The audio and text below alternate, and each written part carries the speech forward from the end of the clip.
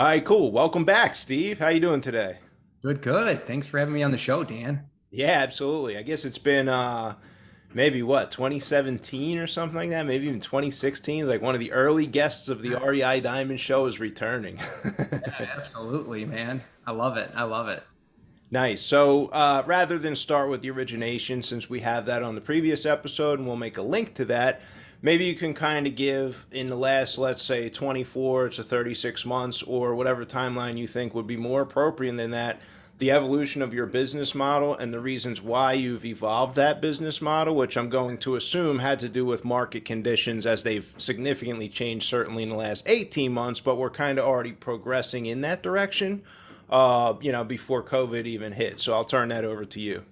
Yeah, cool. So I would say if I just backtrack the last 3 years, I really was coming from more of a position of just being on the agent side. And over the last 3 years, we did rehabbing heavily on our own, like we were buying our actual own deals, did a little wholesaling here and there, bought and sold some rentals. So really kind of tapped into a lot of different, I guess, ways of investing, other than just being a traditional real estate broker. But really, the number one option that we've really been pushing right now, and that's just because of value and, like you said, market conditions, is our fix and list program. And the program, very simply, is where we will actually flip the seller's home. So we'll come in, we'll analyze what repairs need or should be done. We'll then pay, hire, manage the whole process, and then we'll list and sell the property, get reimbursed any of the construction costs when the property closes.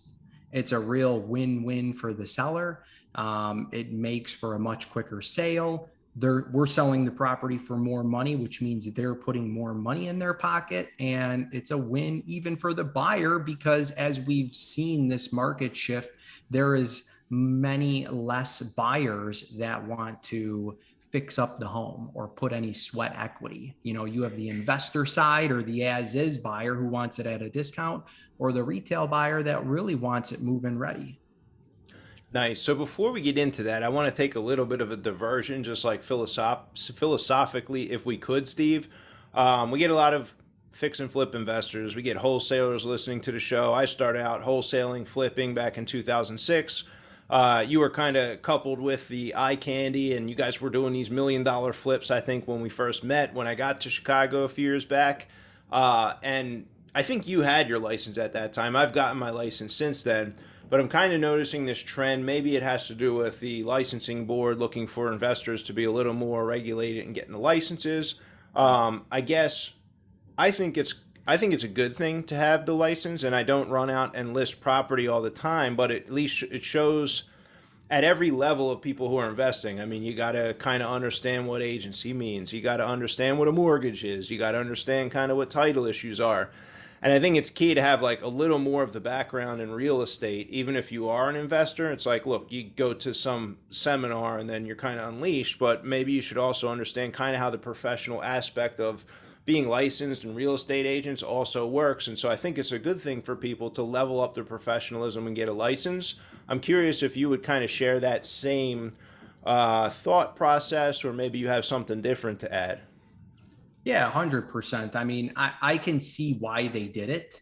And I do agree that it is a good idea, as it kind of regulates the space a little bit more. It raises the bar at entry, so you're going to have less people that are kind of fly by nighters, or just really taking sellers for taking advantage of them, where, like, I've heard plenty of stories where investors would lock up properties only to the day of closing they would disappear.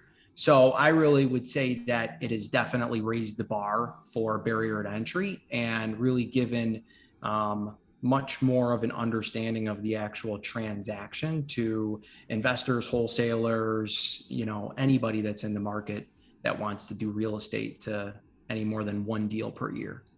Yeah, true enough. True enough. Cool. So with that, let's talk on the fix and flip program. So you talked a little bit about doing some renovations, kind of preparing it for market. I've done a number of kind of more joint venture, not really a fix and list. So we might put in significantly more work. It might be swapping a kitchen, might be whatever, changing a bathroom, putting a roof on, changing the air conditioning unit, getting the property ready to be sold on the retail market. So it's probably similar to the fix and list, but we kind of felt like we're taking a risk on our construction costs, 5, 10, $20,000 worth of construction. I don't want to be in a position where I'm chasing somebody around, and I've been kind of taken for a ride by sellers where we did the work. Then we get to the point of putting the property on the market, and all of a sudden they change their tune and don't want to do it. Like I'm just consider we're out the money in those instances where that happened. It's a risk that we took. We were trying to, get them out of a situation that they were in that house. They wanted to be out from under the mortgage. We prepared it for sale, and we're just beat for the money. So I prefer now, if I'm going to take a certain amount of risk with my construction, my time, and my effort, I kind of want a little more of the upside than just a listing personally. That's kind of how I feel about the risk versus reward on a joint venture deal. And you're now doing something different where you're okay with that risk of the seller kind of going AWOL and disappearing on you and causing problems. Or maybe you have like a balance. There's a certain amount of repairs and fix and list, the fix portion. There's a certain amount of fix we're willing to do for the agent side. And I don't know, I mean, would you consider more fix for like a JV? I mean, what does that look like when you're kind of measuring the risk going in as an agent versus maybe it's a joint venture investor kind of a deal? Yeah, no, it's a good question. And we've also done that where we've actually done a joint venture with the actual seller. The biggest thing that has really helped us is having a specific contract in place that literally outlines every single term, right? So they're agreeing to it in regards to the list price. What do we do if the property, doesn't sell in the first 2 weeks? Will there be a price drop? Having all of that in a contract form that's then recorded on title is really helped us a lot. But in regards to your question, we like to keep the threshold under $20,000, right? And our commission is on a sliding scale. The more money we put in, the higher the commission. Once we tip the scale over $20,000, it then does start to become more of a joint venture where we're actually starting to take some of that profit that we're creating by doing the repairs. And for $20,000, maybe if there's a retail seller or somebody that's not in real estate listening, all of our pricing is much more geared towards wholesale pricing. So we can do a lot. In fact, we just closed on a deal just a couple of days ago in Oak Lawn where we put $20,000 into the home. We were literally able to touch everything, painted the whole house, refinished the floors, outlet switches, cover plates, vinyl flooring, landscaping, tuck pointing. So we're able to get a lot done for that $20,000, and our timeline is very short. That was a 3-week project for us. Put it on the market, sold in 7 days. So our out of pocket doesn't really get to be that long of a cycle because our projects are super fast. We have all of our team in place and we're able to execute. So we mitigate our risk by a couple of things. One, keeping the threshold of work lower. I always tell the seller, I want to do the least amount as possible, but get you the most amount in return. And again, keeping that threshold at 20,000, once it tips the scale over and above that, we'll just have to structure and be creative on the deal and with the terms in different ways. Nice. So, what would the commission structure look like? You said you had this like sliding scale of a commission structure. Yeah. And, this question's probably less geared toward investors that are listening, right? And more toward real estate agents who are listening. It's like, how do I, as a real estate agent, approach a fix and list, let's say, with someone else? And to me, it's like, I'm going to do $20,000 rehab for 2.5% in commission on my seller side of the listing. I probably have better things to do at the time and don't want to risk the $20,000 in a court case enforcing the recorded contract. The arguments with this maybe seller, I'm fearful for the seller that goes AWOL and disappears, and maybe that just doesn't happen very often, or you're able to like measure the character of the people you're doing business with. But you're in a relationship with that seller, Steve, and that relationship, I believe, has to come with a commensurate reward for the risk you're taking. Is 2.5% it, or what does your sliding scale look like? So the sliding scale is both based on how much money, time, and effort, as well as the price point, right? If we're going to sell a $400,000 house at 6% and get 3.5% and maybe put in $10,000 or $15,000, which we can get in and out in 2 weeks, makes sense for us. Keeps our guys busy. All of that process is pretty much ironed out. So it's not a lot of time per se for me. And then I'm able to continue on and go after new business. But the sliding scale, again, is really based on time, energy, money into the project, but also keeping in mind what the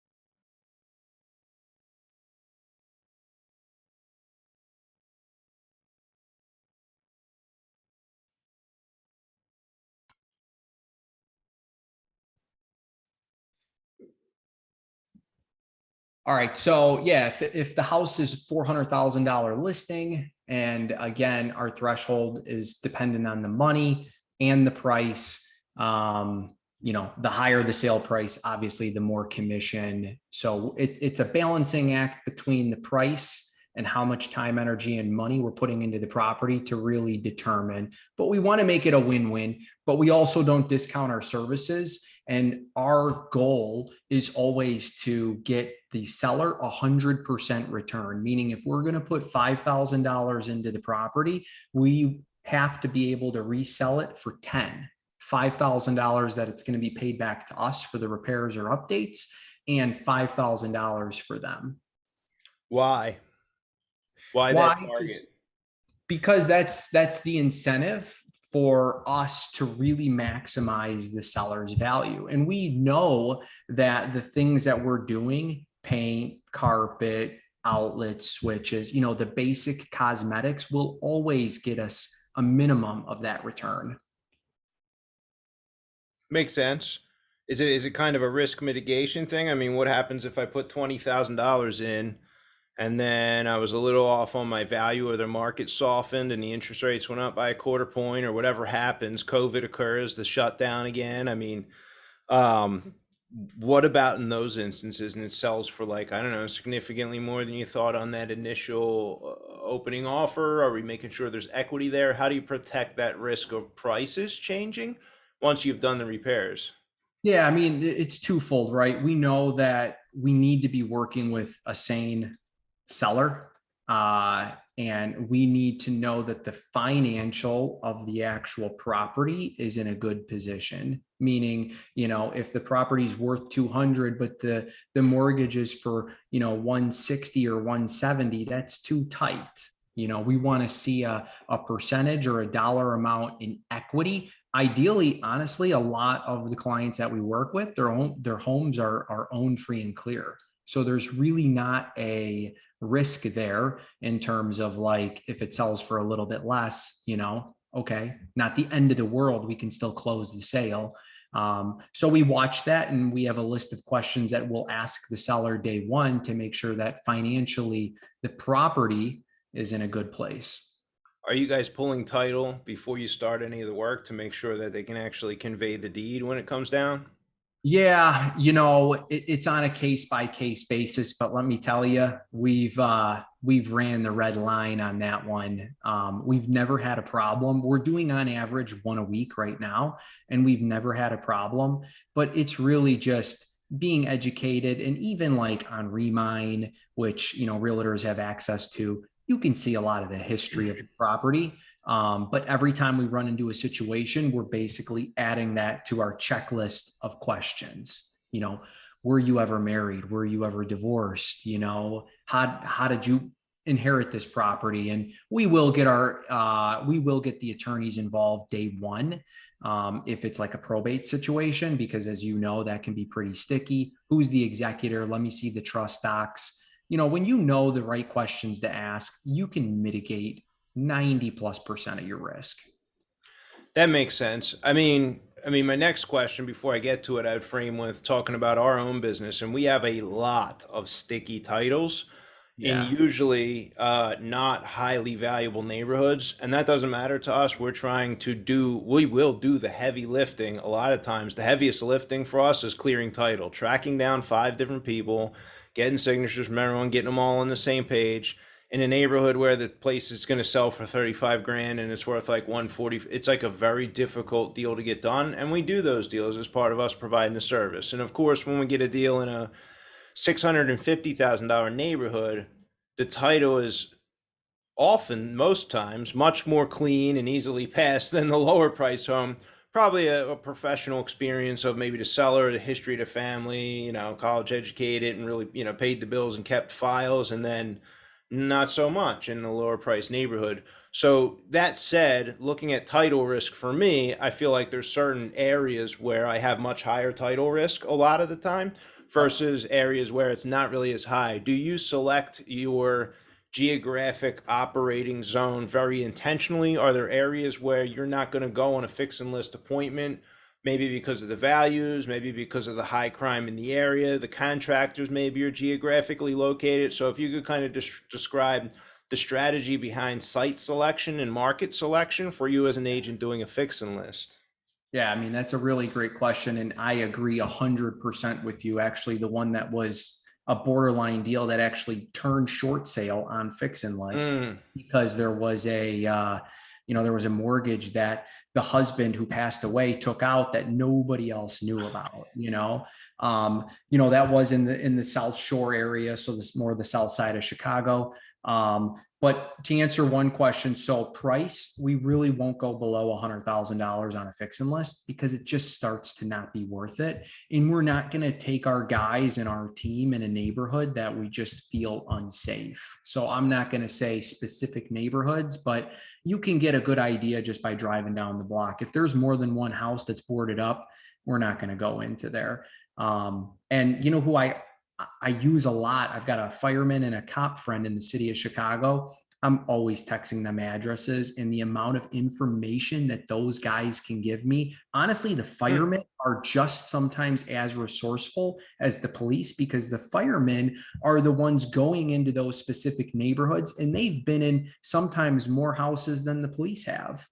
And it's honestly really interesting. Oh, that's a great block. Pride of ownership. There's not a lot of renters in that area. Everybody's older.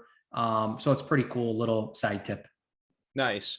And like I would probably frame that, right? So we're talking about kind of like listing and agent business, and we're addressing some risk, and you have this really unique niche offering with the fix and list program. And then a lot of us on the other side of the business being like more investor driven, buying, fixing, selling, redeveloping properties. I think it fits very good needs. So like in the city of Atlanta, when I went to the area around the Beltline, when the Beltline was just opening, it's kind of like the 606 trail that we have here in Chicago.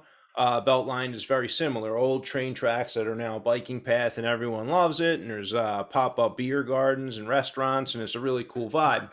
And it's a great catalyst for redevelopment in that neighborhood. And when I got there in 2016 and first walked it, the Beltline wasn't done. It was like dirt, and there was like literally cranes dropping off like pallets of brick that were going to be used as pavers. And we like snuck on, we walked it, and I couldn't believe my eyes. And oh my God, there's so much opportunity here.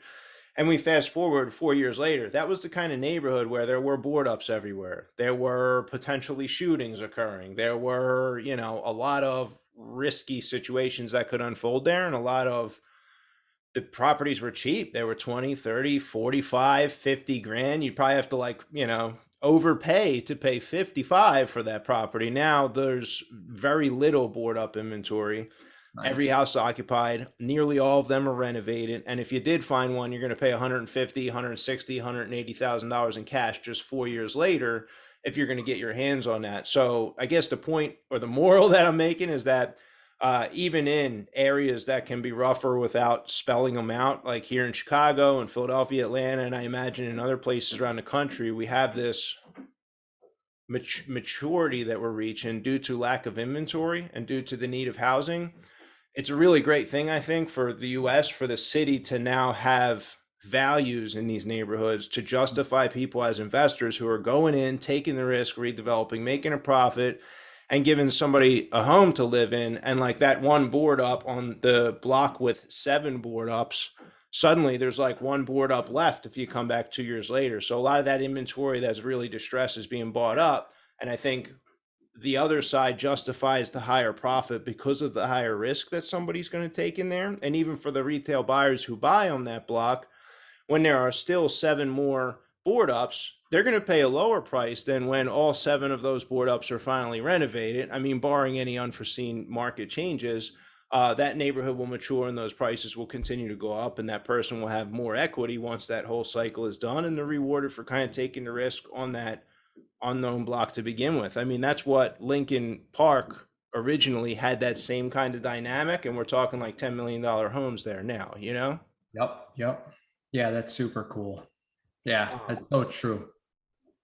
Yeah, so we have kind of the 2 aspects of the business. So we spoke, I can't remember if this is actually before COVID set in. When you and I were on the phone, we're talking, and then you're like, I'm done flipping property. You like called me up specifically. Yeah. I'm done like rehab. I'm done flipping property. I'm doing this, this other thing. I'm focusing on this other stuff. Can you talk about taking off the investor hat in a sense and like really embracing and putting on the agent hat? I feel like that was a big shift, and you did that. And maybe there's like a different combination of the two that you have now, but there was a point when you were like done. You like pulled the plug on the fix and flip stuff from what I remember, and made the shift. Would you mind kind of touching on that, Steve? Yeah, yeah. So, yeah, I mean, when COVID initially hit, I think it was a interesting time for a lot of people. And as a real estate investor, which I would consider myself an agent and a real estate investor, you're always watching the market and making moves based on what you think is going to happen. I honestly would definitely admit I would have never thought that the market would have reacted the way it did or the way it has been. I think it is starting to cool off and level off. And as we will head towards a more normal market, we'll have to see the repercussions of all the decisions that were made over the last year. But as an agent or an investor, the goal always is to mitigate as much risk as you can. That's number one. And I would tell any agent out there that your goal also is to expand your income streams. So if you're doing just one thing, let's say you're just a traditional agent, I would advise you to look at other ways that you can provide services or products to your clients and make income. Because if one day one avenue dries up or slows down, you have other avenues to go to. And that's just something that I've really pushed ever since COVID, is expanding the income streams, which is going to expand my sphere, expand the people I can reach, and ideally help more people. Yeah, a lot of good stuff there. I just think back to when I had no money and I was like flipping houses, and I was trying to figure out like which direction to go, and a lot of conflicting advice, in a sense that the advice is in books. The books are written and it's static. And so what I mean by that is the book doesn't really know where you are at personally, right? So you pick a book up, it doesn't know, oh, Dan Breslin is not an architect, and the guy who wrote the book was an architect making $180,000 a year or 150. I don't even know what they make, right? But they made a lot more than Dan Breslin was making back then. And they're talking about buying and refining property and putting 20% down. I'm like, oh, well, rentals must be the way to wealth. But I neglected to take inventory and didn't have the insight to think like, oh, shoot, I got to actually expand the income stream first. I got to figure out how to like build that income up, become bankable, get good credit, before I can actually like even look at kind of the rental thing. So I feel like that's my advice when people ask me, oh, how do you get started in real estate? Like, find a way to generate a ton of cash. Like, do a bunch of deals, whether that's doing deals as a real estate agent, probably a listing broker side, or whether that's figuring out how to find wholesale properties at good enough prices that you could JV with people who are going to flip, maybe. But maybe not. There's a lot of flips that I've done where we've lost money on the flip. And so there's like something to be said. Flipping houses can be a great way to generate a ton of cash, but you also want to acknowledge the risk that you're taking on in the purchase, in the cost of the supply is doubling during the course of ownership. Hopefully, the prices will hold up long enough to recapture the profit on the flip side. And that's been the case for most of the people with our 6 to 8 months worth of inflation that we're in the middle of now. But flipping houses and being an investor does not necessarily come without risk. And I think that probably the biggest challenge for people with lower experience that I ever encounter, Steve, is actually understanding the risks that they're taking on. I think a lot of people are completely blind, just like I was, to the levels of risk that we're taking along the way. And like, thank God I had done, I don't know, 10, 20 deals before we had one that broke even. I probably did 100 deals or more, maybe even 500 deals by the time I had done 2, 3 deals that lost $150,000 a piece. Like, you do business long enough, and you're allocating more and more numbers where risk of 0.05% or whatever it is, you're going to encounter that kind of like unusual situation, and property doesn't sell for as much as you thought. There's a break-in, there's a flood, there's a whatever. The list can go on and on and on and on and on. So it's, the answer is like, do way more deals than you need to. Make sure to expand that income stream, and then you can kind of cover some of that stuff to help mitigate the risk. Yep. 100% agree. Focus only on income. People focus on all the non-income producing activities, and, they get static and stale. Yeah. I mean, one other thing, Dan, I just wanted to mention in regards to the fix and list. A lot of our clients right now are actually landlords who have owned rental properties, which now they want to sell because obviously they know they're selling for a premium. So that was just something that I wanted to tag on there. It's not all retail business. We're working with a lot of investors. In fact, the last few deals that we've done, we've even raised the money for them to purchase it, us to rehab it, and then we list it and we resell it. Now, those were quick, small deals in terms of renovation. But I believe it's just as anyone listening, it's all about providing value and service to as many people as you possibly can, and you will always bring in income. Yeah, I'm glad you brought that up, because I wouldn't have had the insight to know your business enough for you to suggest that. So people who are listening in Chicago and have rentals are probably going to pick the phone up once they're done listening and, yo, Steve, come on, flip my fix and list my property for me. What other ways and methods? So you're on a podcast, maybe there's some landlords listening who are ready to participate. There's probably agents who are listening like, yeah, I know the contractors. I'm going to go get on such and such's podcast. I'm going to talk to my my landlords too and see if I can kind of be like the Steve Budzik in Atlanta. Yeah. But what other methods do you have intentionally of developing the flow of deals for your fix and list agency business? I would say it's more so me marketing myself as just the go-to person. Like, if you need cabinets, call me. You need countertops, call me. You need windows, you need roof, siding, call me. All of that. I have all the contacts. I can help anybody because I know that if I save them, for instance, my sister-in-law saved her 60% on her windows. She's just never going to forget that. People will never will forget that, and they will always refer you business because they feel like they almost have to. But in terms of the other options, it's really going more wide. So when we meet with the seller, we can give them a cash offer. We can do the fix and list. We can sell it as is. We can do a JV. We can do a mortgage assumption. We can structure it. We can rent the property out for them. It's more so about giving them a ton of different options, as each one of those is an income stream. And so I'm not really sticking to maybe 1 or 2 areas, but I'm always looking to see how can I go wider. How can I provide more to my clients? I don't work with a ton of buyers, but I worked with a buyer and we helped him do the rehab after he bought it. So just more value. And this one person has referred me probably 5 other people in a matter of a year. Just from doing that one thing. I believe that the relationship with the client really begins when the transaction closes. Like, that's when the real relationship begins, because most people just drop it, cut it off, and don't talk to that person again. And I think that's when you need to come in. hey, what do you need? How can I help you? So that was kind of a long-winded, but that was me just giving a lot of examples of how to go wide. And you could do this in any business. Real estate, it's generally easy because, or easier because there's just so many different pieces that people will need, or services or products that you could offer them. But I mean, I could go on a list mile long of services and products that agents could offer their clients, both beginning, during, and at the end of a transaction.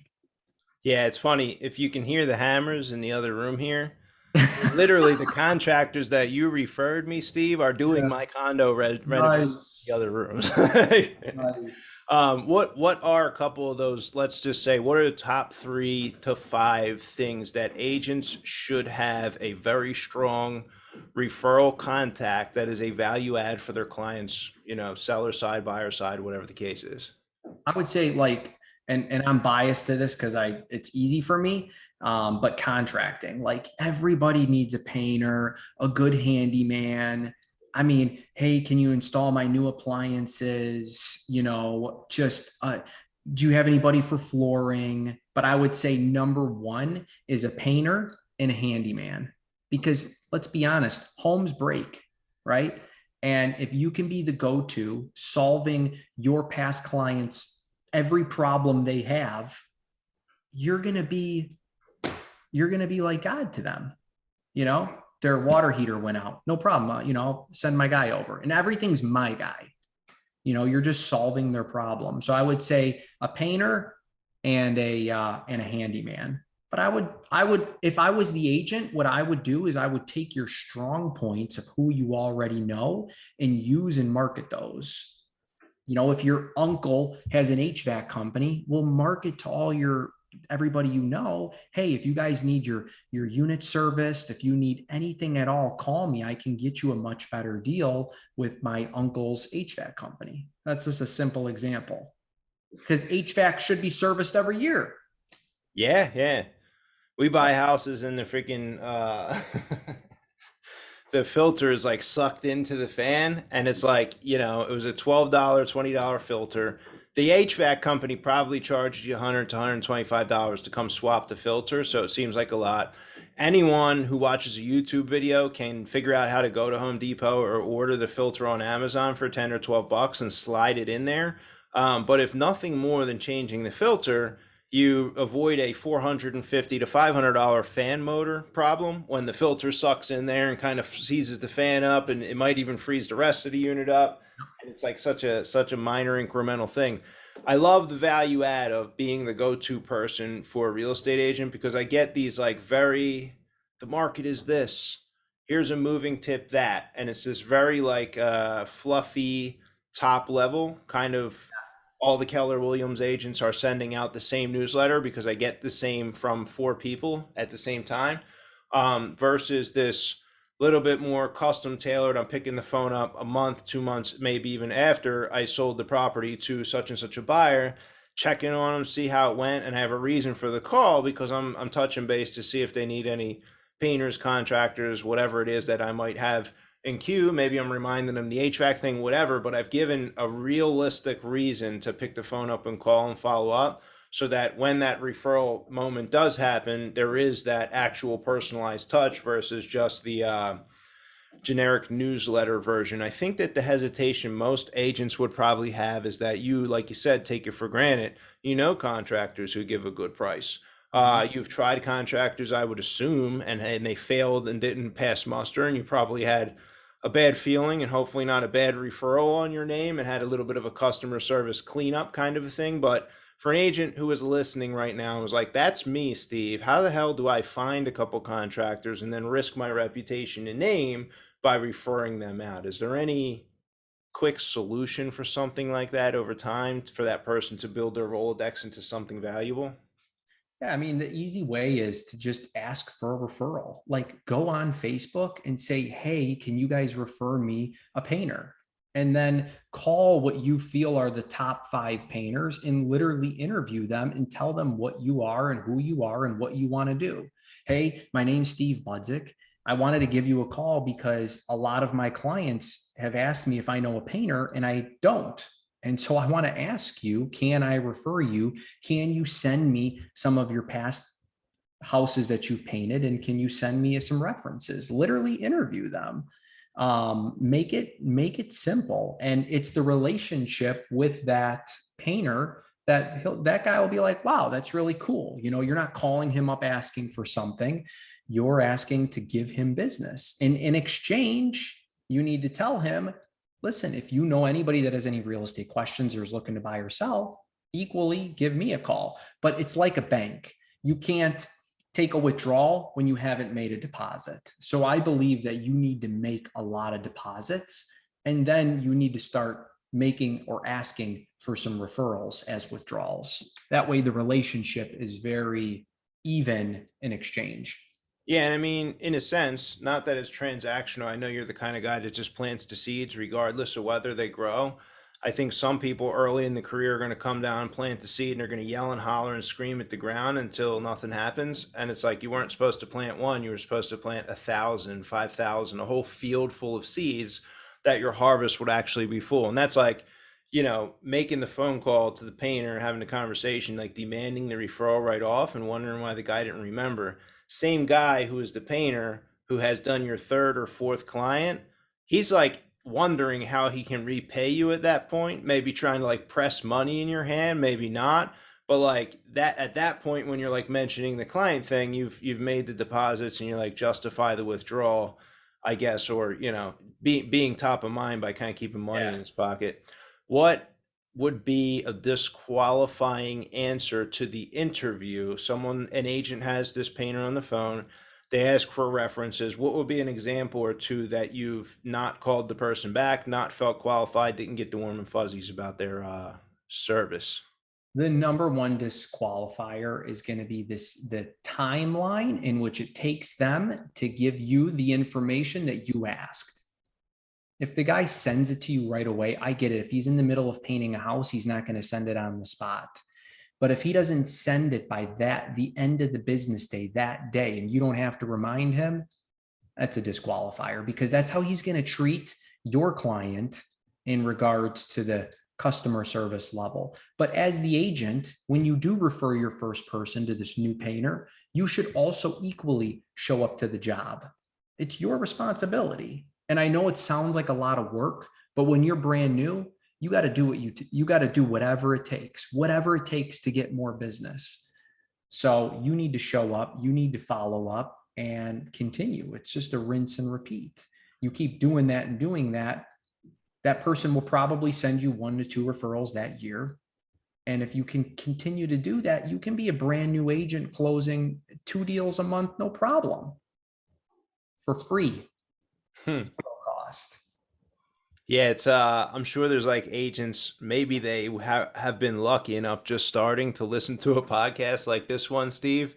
Yeah. But they would be thrilled to like show up and talk real estate. I think about like the first like, house or time I like looked, it's like, wow, this guy's gonna like take a meeting with me to potentially like fund my deal. Holy crap. This like the gods have smiled. They did actually smile, and that guy's still a business partner to this day. But it was I remember just preparing for the meeting and everything, and like looking forward to the meeting. And there's a great way for you to add value. Yeah, you're not gonna probably collect the check at that meeting, but you are showing face and building those relationships and putting in the work. So you said zero costs.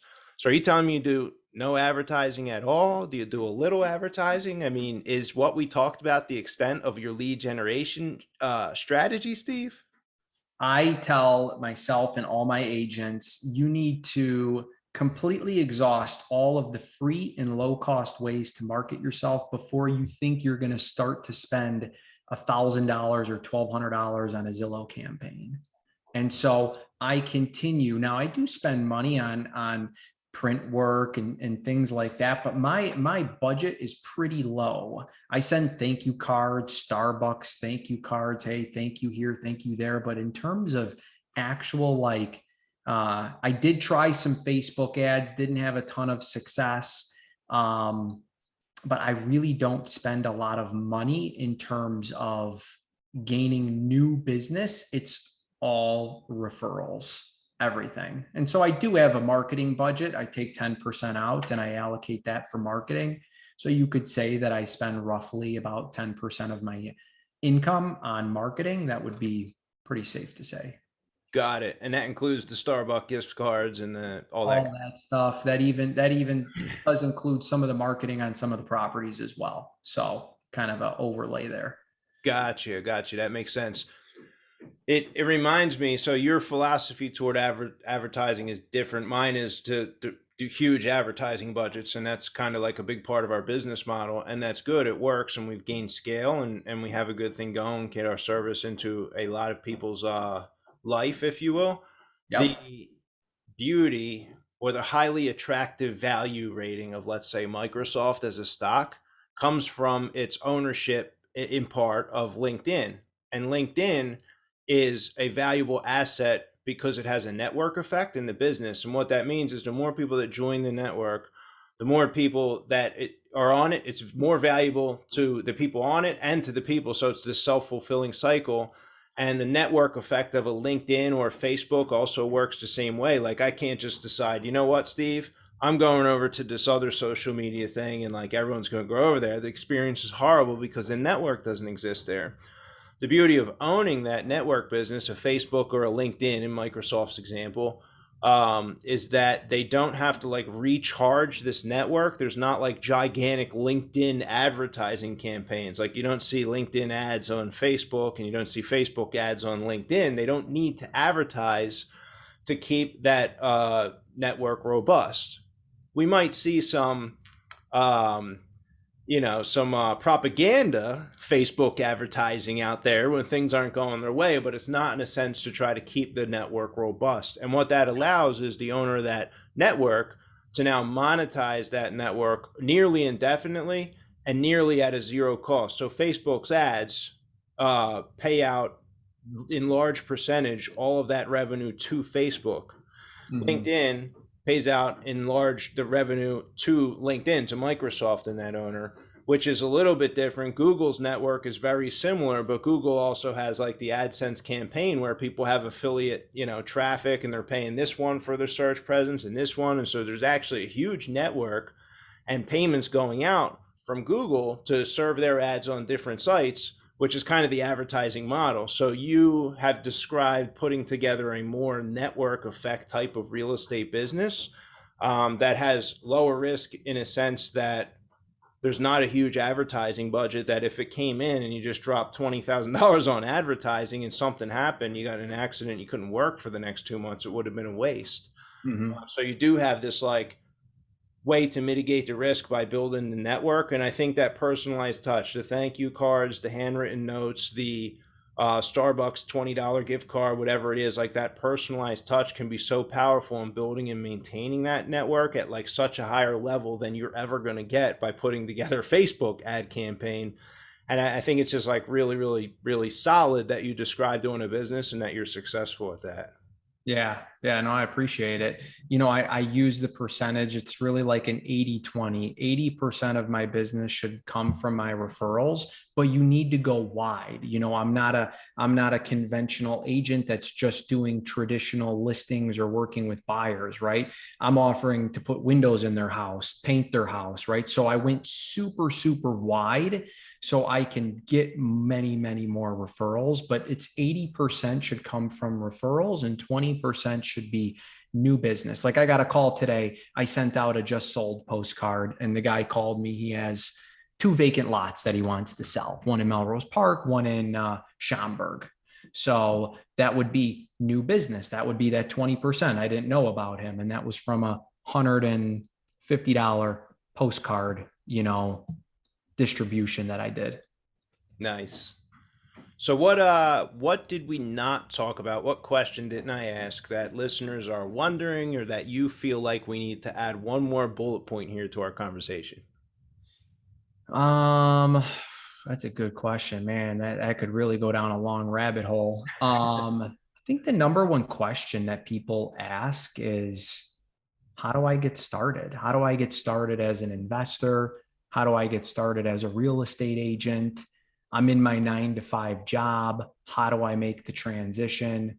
I think that's really the number one question. I'm sure a lot of people probably call you and ask you, Dan, like, how do I get started in real estate? Or how do I get started in real estate? Like as an investor, I want to be a wholesaler. I want to be a flipper. I want to be an investor. How do I get started? Yeah, I wrote the book on that. So when people sign up at Oh, nice. reidiamonds.com, they get the book on exactly how I started with no money. And I think I did that to systematize the 30 to 40-minute conversation I would have. Not that I'm cold and I don't want to talk to people, but I found myself having the same conversation over and over and over.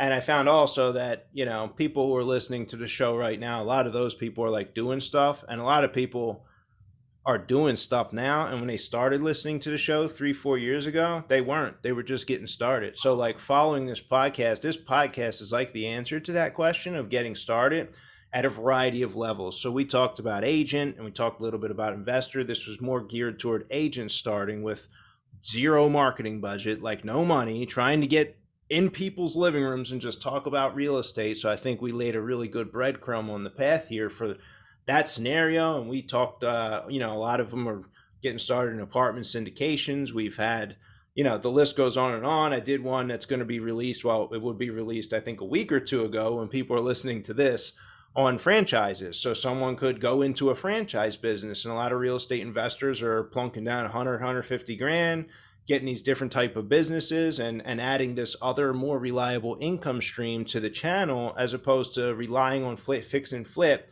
which you and I both know the fix and flip comes with that risk that it's good, it's good until it's not good anymore, and you're wiped out a year's worth of income in one deal, and it's not good anymore. And that doesn't necessarily happen with the driveway or the handyman or the cleaning business. Like you Exactly. have a bad month, you still made, at the end of the day, is something more reliable. So yeah, I do the podcast to help answer that question. And I direct people to go read that book. It's a 165-page PDF.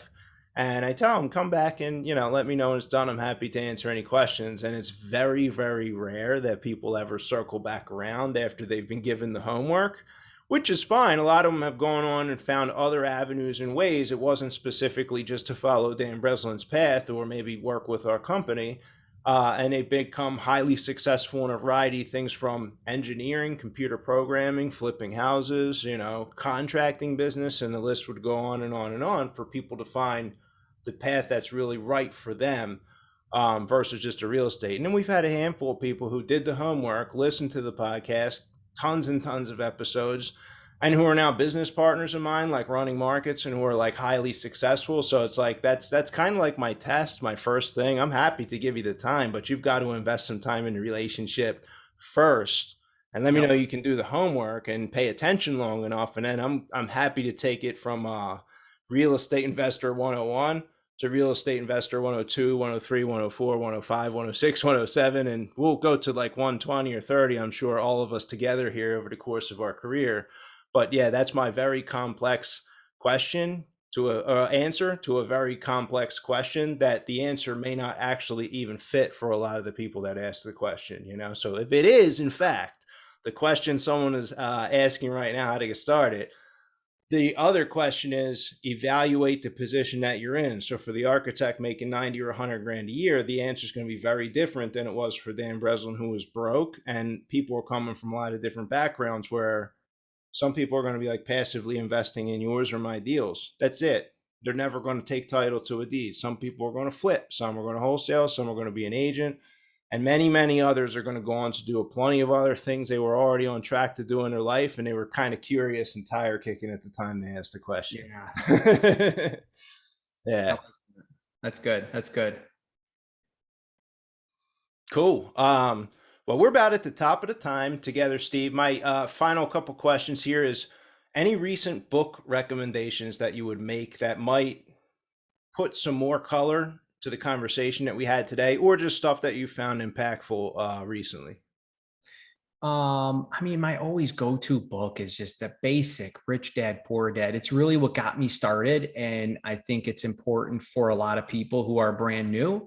I think somebody who's experienced, they're gonna, there's so many books out there that, they're all great in their own way. So that would be my go-to.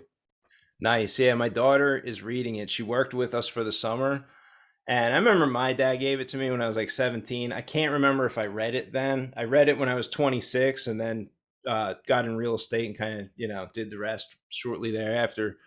But my daughter had it for at least a year or two. I gave her the book. When I do like nonprofit, speak to kids and see what the best way to describe it. Well, we did some work with the Love Institute, and I would be invited to speak there and kind of share my story, my history, my background with kids who are a lot of them in the system, a lot of them living in a lot of these challenging areas, and they're trying to, not really trying to avoid a gang life, but they're certainly not looking to get into that. And so Yeah. get into these kind of programs that teach life skills, interviewing, applying for college, a lot of things that, quite frankly, I had to figure out on my own growing up. And they help with that. And I always give that book out, so I have like dozens of Rich Dad Poor Nice. Dad that I give out when we speak, and we kind of tailor the talk around that. That's cool. Very colorful, interesting story that goes along for another day that podcast listeners won't catch now. But it was cool because the guy who runs our research division at Diamond Equity had my daughter working for him, and he made it like a book study. Like, we're studying Rich Dad Poor Dad. We're going to have our meeting on Friday. And she's like, well, I got to read it now. And so she's like now putting all these things together. What are assets? Oh, who gets the rent? Does the city get the rent? No, the city does not. They get the taxes off the top. They do not get the whole rent check. Like, that's not how it works. Yep. Yep. So it's been pretty cool to see her, connecting the dots from Rich Dad Poor Dad, which is probably what happened for you and I both when we read it. The first time we got exposed to that different way of thinking about life and income. So cool, good recommendation there. Any closing thoughts before we do our contact info here? I mean, the one thing I always say, which is probably leading right into that, is if anybody has any questions ever, I'm always happy to help in any way I can. I get a lot of people that reach out to me, hey, here's the situation. What do you think I should do? And I'll help them out as quickly as I can. So I would say, don't hesitate, always reach out. And I would tell that to anybody listening, like, reach out. Like, if you have a question, reach out. I'm not saying call me or call you, or maybe you can call me or Dan, but just reach out, period. Like, don't get stuck. Don't let that be your barrier. So communicate. I mean, that's living. Yeah, I would probably cap that with curiosity, right? My mentor, Dan Kennedy, told me a lot of things. And, one of them that he was like very big on is that, becoming wealthy, creating a business that's successful, something that's reliable, a lot of that has to do with the personality type that's like behind the creator of it and the curiosity. So it's the same thing you're talking about, Steve. It's like, how does this work? How can I do it better? How do I figure out this other thing? And he also said that the people who he knows, so he mentors tons of people with businesses doing 10, $20 million, $1 million a year, whatever, like lots of successful business owners through his career, Dan. And Dan Kennedy would say, the person shows up and does business like they do everything else. And in his case, he's like, I want to know everything about my copywriting business and how this affects branding and all these other things. But he said, when I got into horses, I wanted to know about the wheels on the little cart thing that he has, and this horse runs this way, and if I give it this nutrition that way, and so there's this whole thing. And I think about like me, like, let's say with weightlifting, it's like, okay, now if I tweak the carbs here and the protein there, and if I do the set this way, and there's like an endless variety of variables that are always being tweaked as a result of the curiosity of a successful person. And they're doing that with everything, whether they're renovating their own house and their kitchen, whether they're evaluating a tenant to move into their property, whether they're engaged in a negotiation buying a property. Like, everything is done with this very curious methodology behind it, this like wanting to discover everything. And I think that is kind of exactly what you said, like, reach out, be curious, ask the questions, like, figure out, get to the bottom of it. There's so much information out there, so many people out there. Even at no charge on the internet, you can learn a whole lot. And then you get to a point where you find the right people who you maybe want to attach the chariot to a little tighter. So I guess in closing, Steve, do you want to share some contact information or a website where people can get more Steve Budzik? Yeah. I mean, it's very simple. Google Steve Budzik. My cell phone 630-935-0700. And you can check out iCandyRealty.com. That's our website. And thanks for having me, Dan. Nice. Appreciate it. Thank you, Steve.